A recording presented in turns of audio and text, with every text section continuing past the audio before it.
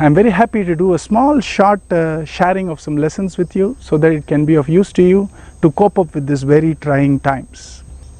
And it's not just a week, it's not just a month, it appears it's going to be almost a whole year. How do we cope up with such impossible circumstances which nobody even dreamt of?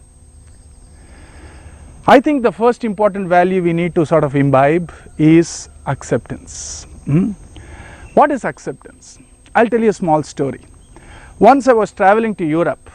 I went to one of my acquaintance place. She didn't know me, I didn't know her. She was a lovely hostess. She was a very caring hostess, a lovely family of about 4 or 5. And after a long flight, I went there to eat. And she somehow thought Ram likes bitter gourd. You know bitter gourd, right? Karela. Obviously, I don't like Karela, it's bitter obviously. But she thought somehow Ram is talking about acceptance and stuff like that, so Ram must be liking bitter gourd. So she made a lovely bitter gourd curry for me, right? There I am sitting after a long flight, very famished, and I'm really hungry, and I see a plate where there is bitter gourd, Karela, curry. What would Ram do? Well, I thought anyway, I have a bitter gourd curry in my plate and I hoped that there would be better things to come. So I thought, let me finish off this bitter part of my plate so that I can look forward to the most tasty ones.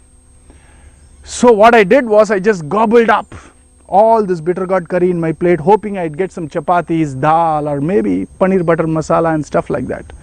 You know what happened? I thought I would finish the bitter portion so that I can look forward to the sweet ones. My hostess thought Ram just gobbled up this bitter gourd. She thought Ram loves bitter gourd. So she gave me a second helping. What did I do? Went back to the stage 1. I ate that also. She gave me a third helping, fourth helping, and my whole lunch was 90% bitter gourd. The story doesn't stop here. Then I left her home to go to a nearby city. This lady thought it is her bounden duty to inform everybody of my likes and dislikes, and she WhatsApped the entire community, whomever I went, saying Ram loves bitter gourd.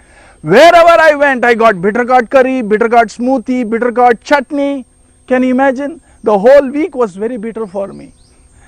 But then this bitter gourd episode taught me a very valuable lesson. The lesson is the difference between acceptance and resignation. Resignation means chalta hai, chalo. Let me not even question it. Resignation means being very fatalistic. There is a big difference between acceptance and fatalism. I don't have any other choice. What to do is fatalism. Acceptance is something else. I'll tell you what it is. Acceptance is when my need is not met. I want something, right? For example, I want to go to a mall. I'm not able to go to a mall. Acceptance means not fighting with what is happening right now and not fighting with the past, right? If we fight with the past of what happened, we always lose. It's very simple, isn't it? But then research shows, and your own experience would show the same thing, that we almost fight 50% of the time with the past in our head. How do we do it?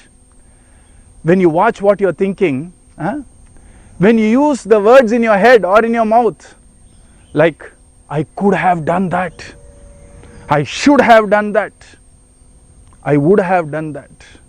I am fighting with the past, and that's not acceptance. We are inviting sadness and depression by constantly telling myself, I should have done that, I could have done that, I would have done that. Oh, why is it happening like this? You see, what are we doing? Something has already happened. For example, you had a cycle test or maybe an assignment which you need to turn in last week. Suppose you didn't. Now a week has passed, and suppose we are still kicking myself in my head, saying, I should have done that, I could have done that. Oh, why didn't I do that? It's over, right? Fighting with the past leads to bitterness in our heart and in our mouth. And it's not going to take us anywhere. it reduces our mental strength by about 30%. Acceptance means not just giving up. Acceptance is not defeatism. Acceptance is not fighting with the past. And I'll tell you two magical sentences or statements in the head which will give you tremendous power over circumstances. And the two magical sentences are, the two mantras are, what can I do now? Right? What can I do now? And the second magical sentence is, what needs to be done now? You see? Throw away could have, would have, should have, and why. Open the doors to what can be done now and what needs to be done now. You are in the state of acceptance without feeling defeated. You are empowered, you are happier, and you are more stronger in facing such adverse conditions like online learning without the joy and the frolic of your friends around you.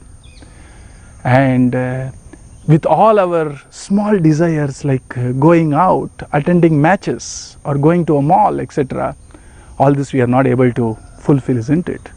All this can lead us to weakening of our inner strength if we are not in the state of acceptance. Acceptance rocks. Acceptance wins. That will help you to cope up with all these pressures of staying at home and losing the little joys of life. But remember one thing, this shall pass. And don't waste our inner joy and our inner energy by fighting with the past, by being in the state of non-acceptance.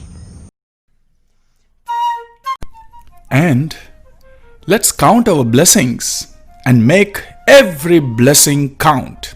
Have a great day.